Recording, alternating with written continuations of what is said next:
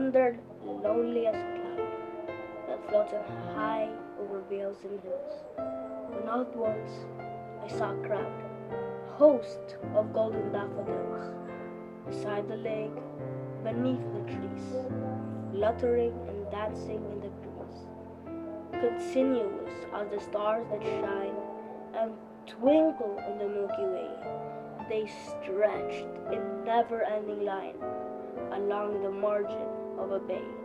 10,000 saw high at a glance, tossing their heads in sprightly dance.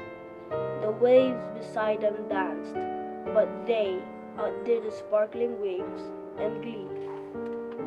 A poet could not but be gay in such a jocund company. I gazed and gazed, but little thought what wealth the show to me had brought. For oft, when on my couch I lie, in vacant or in pensive mood, they flash upon that inward eye, which is the bliss of solitude, and then my heart with pleasure fills, and dances with the daffodils.